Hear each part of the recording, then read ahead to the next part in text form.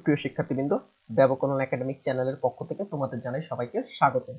আজকে আমরা তোমাদের সাথে শেয়ার করতে যাব হলো 2021 সালের এসএসসি পরীক্ষায় অংশগ্রহণকারী যারা আছে, এসএসসি পরীক্ষায় অংশগ্রহণকারী তোমাদের যে জীববিজ্ঞান দ্বিতীয় সপ্তাহের যে অ্যাসাইনমেন্টটা দেওয়া হয়েছে সেই অ্যাসাইনমেন্টটা সম্পর্কে আলোচনা করব এবং দেখবো কিভাবে এই অ্যাসাইনমেন্টটা সমাধান করা যায়।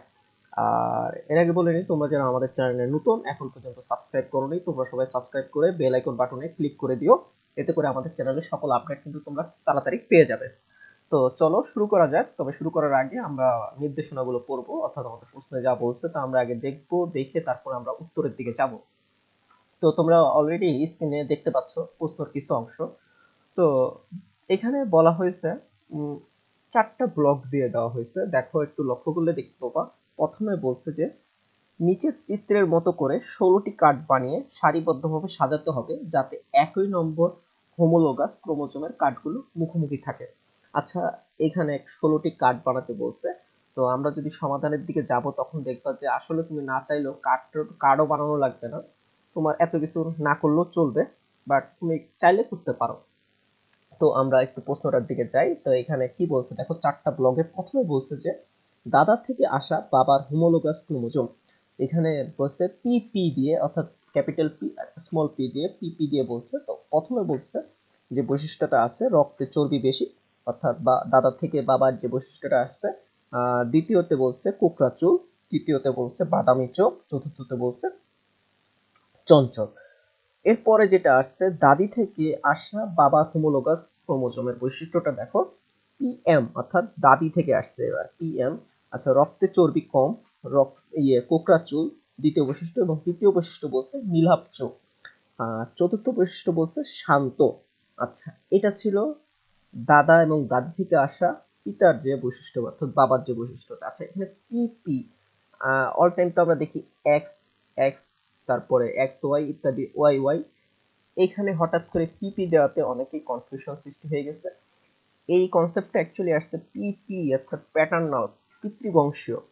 দেখো প্রথমে যে পিপি আসছে পিতৃবংশীয়, প্রথমে যে ক্যাপিটাল পিটা দেখতেছে এটা ফাদার, আর তারপরে যে পিটা দেখতেছে তার বংশীয়, অর্থাৎ যে বাবার বাবা, যে দাদা, সেই অর্থটা মিন করতেছে।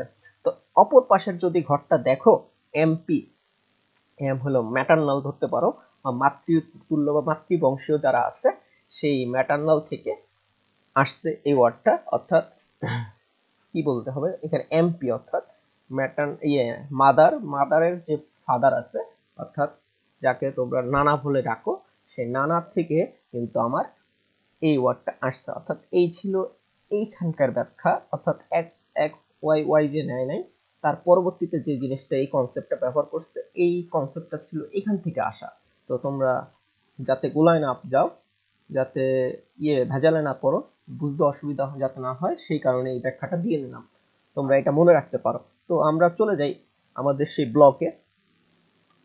বলছে যে এখানে নানা থেকে আসা মায়ের হোমোলোগাস ক্রোমোজোম। এমপি দ্বারা যেটা বলছে, প্রথমে বলছে রক্তের চর্বি কম, দ্বিতীয়তে বলছে সোজা চুল, আর তৃতীয় বৈশিষ্ট্য নীলাভ চোখ, এবং চতুর্থ বৈশিষ্ট্য শান্ত। আচ্ছা, এরপরে যেটা চলে গেছে নানি থেকে আসা মায়ের হোমোলোগাস ক্রোমোজোম। ঠিক আছে, নানার থেকে বা নানির থেকে আসছে যেটা, সেটা বলছে রক্তে চর্বি বেশি, কোকড়া চুল, এবং কি বলছে যে নীলাভ চোখ, এবং কি চঞ্চল। তো এই ছিল আমার আপাতত প্রথম যে ব্লকটা দিছে সেই ব্লক। এবার চলো, এখানে বলছে 2 নম্বরে কিছু একটা বলছে যে এখানে প্রতিটি নম্বর 1 থেকে 4 ক্রোমোজোমের এক একটি অবস্থান নির্দেশ করে, যেটা একটু আগে তোমাদের পড়ে শোনাইছি 1 2 3 4 করে। আচ্ছা, আর সেই নম্বরের নিচে থাকা কথাগুলো হলো ক্রোমোজোমের অবস্থানে থাকা জেনেটিক সংকেত কর্তৃক নির্ধারিত বৈশিষ্ট্য, অর্থাৎ ক্রোমোজোমের যে বৈশিষ্ট্যটা, সেই বৈশিষ্ট্যটা নিচে লেখা ছিল, ওই যে রক্ত চর্বি বেশি, চর্বি কম, কোকড়া চুল ইত্যাদি ইত্যাদি।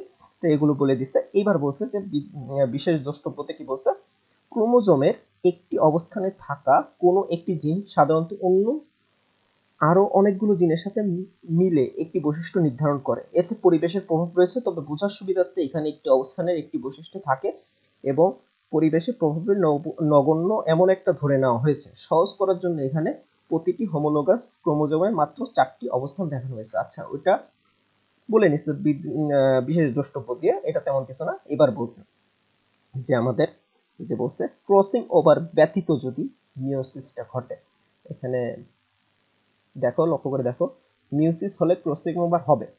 আচ্ছা, ক্রসিং ওভার ব্যতীত যদি আমার মিওসিসটা হয়, তাহলে আমার এখানে আরো কিছু বলে রাখছে। 3 নম্বরে বলছে বাবার দুটি হোমোলোগাস ক্রোমোজোম থেকে যে কোনো একটি ক্রোমোজোম একবারে কোনো একটি পুংগেমিটে যাবে। আচ্ছা, এখানে একটু বোঝার বিষয় আছে, একবারেই বুঝায়নি, প্রশ্নের মধ্যে বুঝায়নি, তাহলে আমরা সহজেই উত্তর করতে পারবো।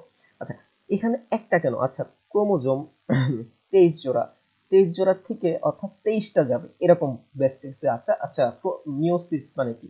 ক্রোমোজোমের সংখ্যা অর্ধেক হয়ে যায়, সেখানে কি হয়, এন থেকে n/2 হয়। সেই কনসেপ্টটা থেকে কিন্তু এই কনসেপ্টটা আসছে। অর্থাৎ দেখো, বাবার দুটি হোমোলোগাস ক্রোমোজোম থেকে যে কোনো একটি ক্রোমোজোম একবারে কোনো একটি পুংগেমিটে যেতে পারে, এই কথাটার অর্থ এটাই মিন করে। আবার বলছে মায়ের স্ত্রী গ্যামেটের ক্ষেত্রেও একই কথা প্রযোজ্য, অর্থাৎ মায়ের স্ত্রী গ্যামেটের ক্ষেত্রেও তোমার সেম কথাটাই প্রযোজ্য, যেহেতু এখানে মিওসিস ঘটতেছে। আর দ্বিতীয়, আচ্ছা, কোনটি যাবে তা দৈব চয়নে নির্ধারণ করতে হবে। অর্থাৎ দৈব চয়ন বলতে বুঝাইছে এখানে কয়েন দিয়ে টস করতে হবে। তুমি চাইলে, অর্থাৎ কেউ তো দেখতে আসতেছে না তুমি কয়েন দিয়ে টস করছো কিনা, তুমি চাইলে তোমার মতো বসাতে পারো, একটু পরে আমরা যখন অ্যান্সারে যাব তখন তোমরা সেটা নিশ্চিত হয়ে যাবা। তো এটা হয়েছে কি বলছে, টসে যদি হেড পড়ে, তাহলে বলছে দৈব চয়ন টস করতে বলছে, তার টসে যদি হেড পড়ে তাহলে সেটা পি অর্থাৎ capital P R small P ক্রোমোজোমের দুটি ক্রোমোজোমটি পুংগেমেটে যাবে, ঠিক আছে, ধরে নিতে হবে এটা। আর অথবা যদি টেইল পড়ে তাহলে পিএম অর্থাৎ ফাদারের যে মাদার আছে অর্থাৎ দাদি থেকে যাবে, ওই বৈশিষ্ট্যটা। এটা 4 নম্বরও বলছে ঠিক উল্টাটা। এবার হলো মায়ের ক্ষেত্রে, তো টস পরে যখন এবার হেড পড়লে M, capital M small P অর্থাৎ মাদারের যে প্যারেন্টস অর্থাৎ বাবা, সেখান থেকে যাবে। তো স্ত্রী গ্যামেটে যাবে বলে ধরে নিতে হবে। আর টেল পড়লে এম অর্থাৎ ক্যাপিটাল এম স্মল এম দিয়ে বলছে যে ক্রোমোজোমটি স্ত্রী গ্যামেটে যাবে বলে ধরে নিতে হবে। এই নির্দেশনাগুলো তোমাদের দিয়ে দিচ্ছে। এবার 5 নম্বরে বলছে যে দুটি গ্যামেট থেকে 3 ও 4 নং ধাপে নির্ধারিত দুটি ক্রোমোজোম একসাথে সন্তানের ডিপ্লয়েড অর্থাৎ 2n এর ক্রোমোজোমের সেট গঠন করবে। এতে পিতামাতা সন্তানের কোন কোন বৈশিষ্ট্য সঞ্চারিত হলো তা একটি পৃষ্ঠায় উল্লেখিত অ্যাসাইনমেন্টে আচ্ছা নির্ধারিত ছকে রাউন্ড 1-এ লিখে ফেলবে। আচ্ছা, এই পর্যন্ত আমরা পড়া হয়ে গেছে, আমরা একটু সমাধানের দিকে যাব এবং সমাধানটা দেখে আসি, কারণ অনেক প্রশ্ন যেহেতু এক এক করে যাই, সব প্রশ্ন পড়ে পড়ে বুঝে গেলে পরবর্তীতে সমাধানে গেলে কিছুই মনে থাকবে না। তো চলো, প্রথমে যে কাজটা করছি আমরা এখানে কিছুই করি নাই, প্রথমে যা প্রশ্ন ছিল আমরা তা কিন্তু লিখে ফেলেছি ছকে। দাদা থেকে আসা বাবার পি কেন হয়েছে, ওই যে বলছিলাম পিএম কি অর্থ কি ভিত্তিতে লিখছে, নানা থেকে আসা, তোমরা তো সবই দেখতেছো এখানে। এই জিনিসটা আমরা ঝটপট করে লিখে ফেলবো খাতায়। খাতায় লেখার পর এবার বলছে যে ক্রসিং ওভার না ঘটলে, আচ্ছা এখানে হোমোলোগাস অর্থাৎ ক্রোমোজোম, যে হোমোলোগাস যে জিনটা আছে অর্থাৎ লোগাস যে আছে সবকটারই কিন্তু এক হবে, অর্থাৎ ক্রোমোজোমের মাঠ থেকে যেটা আসবে, যেটার সাথে মিওসিস হবে, পিতার সাথে যেটা হবে অর্থাৎ দাদার সাথে আর দাদির সাথে একই বৈশিষ্ট্য থাকবে। হয়তো কি হবে, হয়তো উচ্চতার বৈশিষ্ট্যের সাথে মিল থাকবে, কারো হাইট ছোট আছে, কারো হাইট কম আছে, কিন্তু যে লোগাসটা আছে অর্থাৎ জিনের বৈশিষ্ট্যটা সেটা কিন্তু সেম থাকবে, এটা একটু মাথায় রেখো। তো তো রাউন্ড 1-এ না ঘটলে কি হয়, চলো দেখি কি লিখছে। বাবার হোমোলোগাস ক্রোমোজোম থেকে কোনো ক্রোমোজোমে পুংগেমেটে যাবে তা নির্ধারিত মুদ্রায়, ওই যে ওটা লিখে নিছে আর কি, মুদ্রায় পরীক্ষায় যদি হেড আসে তাহলে পিপি অর্থাৎ ক্যাপিটাল পি স্মল পি ক্রোমোজোমে পুংগেমেটে যাবে, যদি টেইল আসে পিএম অর্থাৎ ক্রোমোজোমের পুংগেমেটে যাবে। মানে পিএম মানে কি, মাদার অফ প্যারেন্টস অর্থাৎ কি বাবার যে মা অর্থাৎ দাদির যে বৈশিষ্ট্যটা সেটা যাবে। তো কয়েনের টসে প্রাপ্ত ফলাফল থেকে পাই, সুতরাং পিপি ক্রোমোজোমটি পুংগেমেটে যাবে। আচ্ছা, বাবার থেকে প্রাপ্ত বৈশিষ্ট্যগুলো কি লিখে ফেলছি আমরা, রক্তে চর্বি বেশি, কোকড়া চুল, বাদামি চোখ, চঞ্চল, এইগুলো কিন্তু আমরা এখান থেকে পাই। এই যে রক্তে চর্বি বেশি, কোকড়া চুল, বাদামি চোখ, চঞ্চল। আচ্ছা, এই যখন পেয়ে যাই তারপরে আসে কি, মায়ের হোমোলোগাসের যে কথাটা বলছে, মায়ের হোমোলোগাস ক্রোমোজোম থেকে কোনটি স্ত্রী গ্যামেটে যাবে তা নির্ধারিত কয়েনের টসে যদি হেড পড়ে তাহলে সেটা হবে এমপি, ক্রোমোজোমটি স্ত্রী গ্যামেটে যাবে, এবং যদি টেইল পড়ে এমএম, ক্রোমোজোমটি স্ত্রী গ্যামেটে যাবে। তাহলে এই সত্যটা আমরা লেখার পর যে বৈশিষ্ট্যগুলো আছে, মা হতে প্রাপ্ত যে বৈশিষ্ট্যগুলো আছে, অর্থাৎ মাদার যে বৈশিষ্ট্য আছে, রক্ত চর্বি কম, সোজা চুল, নীলাভ চোখ, শান্ত। তো এই জিনিসগুলো কিন্তু আমরা টস করে পেয়ে যাই এবং কি রাউন্ড ওয়ানে কিন্তু আমরা এগুলো লিখে ফেলবো। এখন তুমি চাইলে এখান থেকে যেভাবে খুশি সেভাবে লিখতে পারো, টস করেও লিখতে পারো, আন্দাজে বসায় দিতে পারো, কেউ তোমার জিজ্ঞেস করা থাকবে না, এই একটা সুবিধা। সো তুমি চাইলে তোমার মতো করতে পারো, এটা কোনো সমস্যা না। রাউন্ড ওয়ান ছিল এই কাজটা, যে বৈশিষ্ট্যগুলো ছিল, প্রাপ্ত বৈশিষ্ট্যগুলো কিন্তু আমরা লিখে ফেলছি। অর্থাৎ হেড পড়লে এক জায়গা থেকে লিখছি, টেল পড়লে এক জায়গা থেকে লিখছি। আমরা কিন্তু হেড টেল করেই লিখছি এই পার্টটা। এটা ছিল গেল রাউন্ড ওয়ান। রাউন্ড টু এ কি বলছে? রাউন্ড টু এর আমি কিন্তু প্রশ্ন পড়ে ফেলছি। অর্থাৎ বাবার হোমোলোগাস ক্রোমোজোম থেকে একটি ক্রোমোজোম থেকে একটি নির্বাচনের জন্য মুদ্রা পরীক্ষায় হেড পায়। সুতরাং পূর্বের নির্দেশনা অনুযায়ী পিপি ক্রোমোজোমের কোন গ্যামেটে যাবে? বাবার থেকে প্রাপ্ত বৈশিষ্ট্য রক্তে চর্বি বেশি, কোকড়া চুল, বাদামি চোখ, চঞ্চল। আচ্ছা, সেটা আমরা পাইছি। এরপরে কি বলছে? মায়ের হোমোলোগাস থেকে ক্রোমোজোম থেকে একটি নির্ধারিত একটি নির্বাচনের জন্য মুদ্রা পরীক্ষায় টেল পায়। সুতরাং পূর্বের নির্দেশনা অনুযায়ী এমএম, অর্থাৎ ক্যাপিটাল এম স্মল এম ক্রোমোজোমটি স্ত্রী গ্যামেটে যাবে। তো এখানে যে বৈশিষ্ট্যগুলো আমরা যে পাই, সেই বৈশিষ্ট্য কি? রক্তে চর্বি কম, সোজা চুল, নীলাভ চোখ, শান্ত। এরপরে রাউন্ড টুতে আর কিছুই করতে হবে না, ওই যে হেড টেলের উপর ভিত্তি করে যে লিখছে বাবা থেকে প্রাপ্ত বৈশিষ্ট্য, ওই যে লিখে দিচ্ছি, মা হতে প্রাপ্ত বৈশিষ্ট্য রক্তে চর্বি বেশি, কোকড়া চুল, নীলাভ চোখ, চঞ্চল। এইবার আসছে ক্রসিং ওভারে বেত্ত মেয়োসিস ঘটলে কি ঘটে? এই প্রশ্নটা এতক্ষণ ধরে আমরা যে ছিলাম তার যে রাউন্ড ওয়ান আর রাউন্ড টু যে কথাগুলো একবারে লিখে দিছি। অর্থাৎ এতক্ষণ ধরে যে ব্যাখ্যাটা করছি এই প্রশ্নেরই ব্যাখ্যা ছিল, কিন্তু এবার রাউন্ড ওয়ান আর রাউন্ড টুটা লিখে দিছি কিভাবে দেখো। বাবা থেকে আসা বৈশিষ্ট্য, মা হতে আসা বৈশিষ্ট্য, এই বৈশিষ্ট্যগুলো একটা ছক আকারে লিখছি। আচ্ছা, রাউন্ড টুতে বাবা থেকে আসা বৈশিষ্ট্য, মা হতে আসা বৈশিষ্ট্য, অর্থাৎ রাউন্ড টু আর রাউন্ড ওয়ানটাকে একটা ছক আকারে তুলে দিছি তোমাদের বুঝার সুবিধার্থে। ঠিক আছে, তোমরা কি দেখছো? দেখে নিচ্ছ আশা করি। কোনো জায়গায় সমস্যা হলে তোমরা পজ করে করে এইভাবে দেখে নিবা। তো আমি এবার দ্বিতীয়তে যাব। এইখানে দ্বিতীয়তেও আমরা একই কাজ করব, যে দ্বিতীয় প্রশ্নের খতে যেটা আছে, আমরা সম্পূর্ণ ওই যে সেই দাদা থেকে আসা বাবার হোমোলোগাস, দাদি থেকে আসা বাবার হোমোলোগাস, এই যা আছে সবই তুলে নিব। আমরা যা যা পাই সবই তুলে নিব, আমাদের এগুলো প্রশ্নই থাকবে। এবার বলছি যে ক্রসিং ওভার সহ মিয়োসিস ঘটলে। আচ্ছা, ক্রসিং ওভার হলে কি হবে? ক্রসিং ওভার হলে আর কিছুই হবে না। ধরো ক্রসিং ওভার হয়ে গেছে, এর সাথে এর ক্রসিং ওভার হয়ে গেছে, তাহলে কি হবে জানো? এই বৈশিষ্ট্যটা রক্ত চর্বি বেশি, এরও রক্ত চর্বি বেশি, আলটিমেটলি কোনো চেঞ্জ হবে না। কিন্তু যেখানে আমরা একটু চেঞ্জ দেখি, কোন জায়গায় চেঞ্জ আছে, একটু ঘুরে আসি উপরে, হয়তো কোনো জায়গায় চেঞ্জ থাকতে পারে। আচ্ছা, এই যে এর রক্তে বেশি চর্বি বেশি, এর রক্তে চর্বি কম, অর্থাৎ এর বৈশিষ্ট্যটা এখানে চলে যাবে, এর বৈশিষ্ট্যটা এখানে চলে আসবে।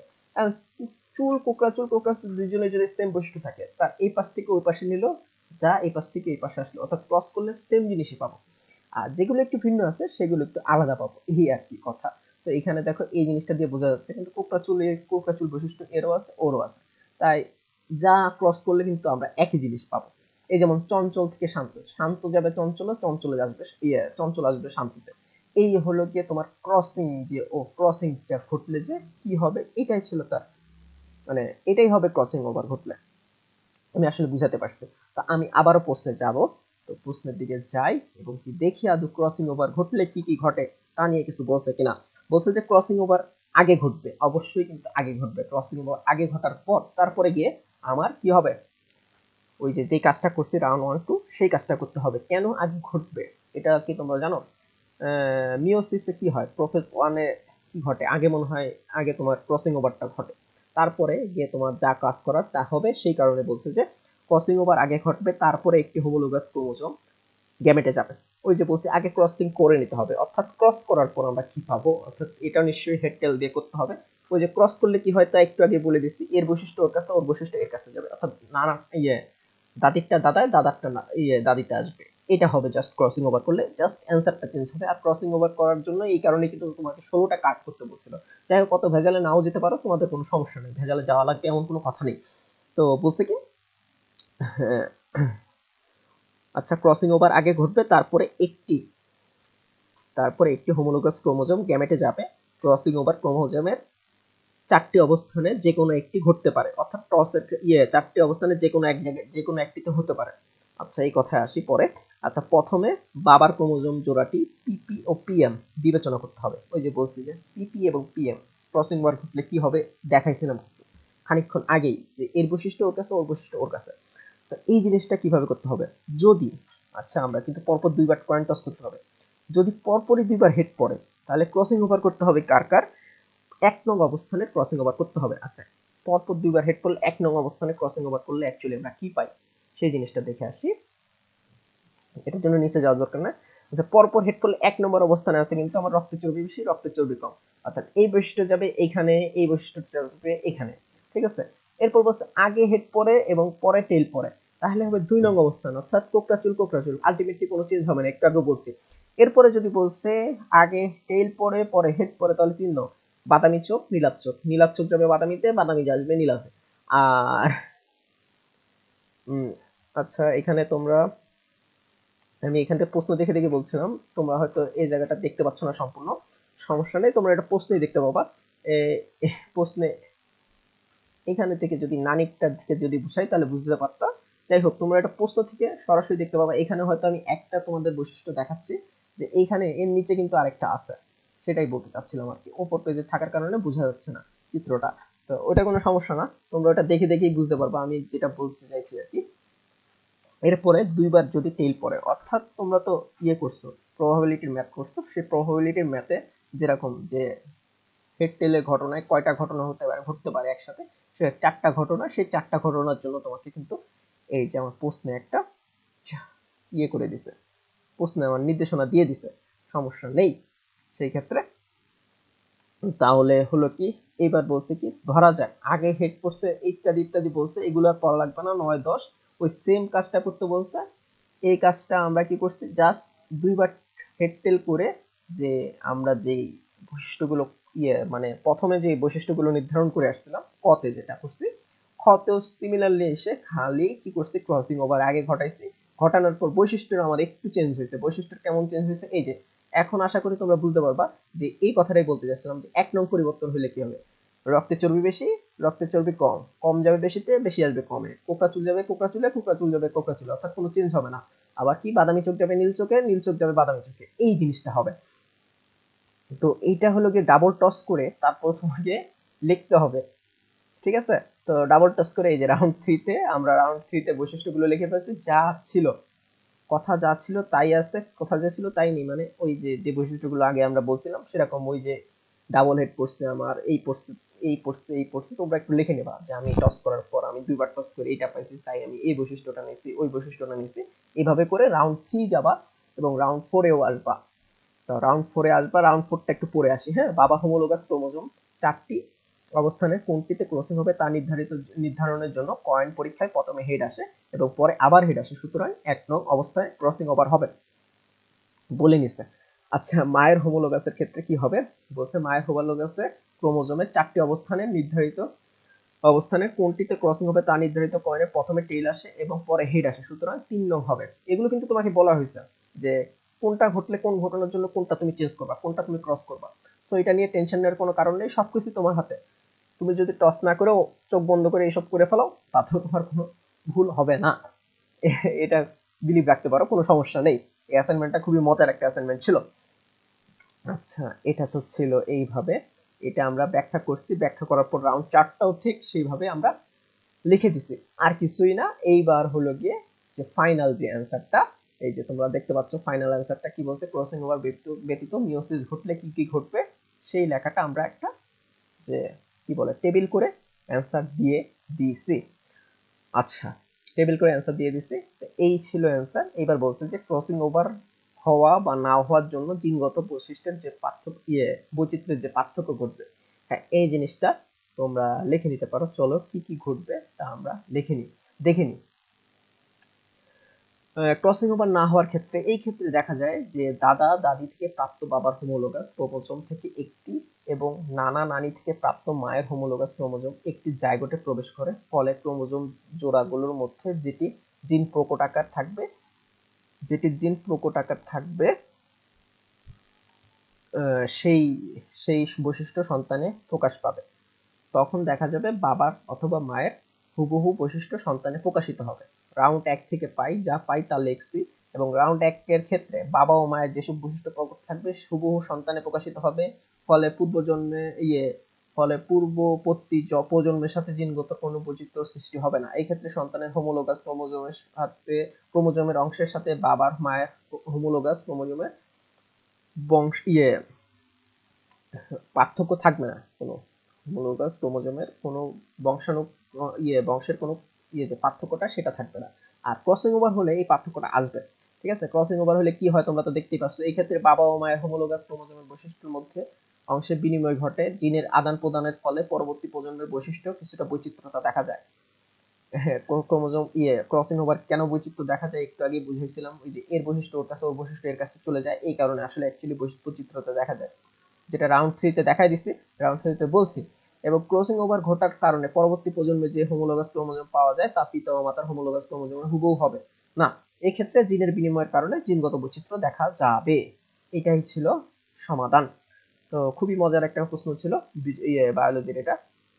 তো ধন্যবাদ সবাইকে, ভালো থাকবে।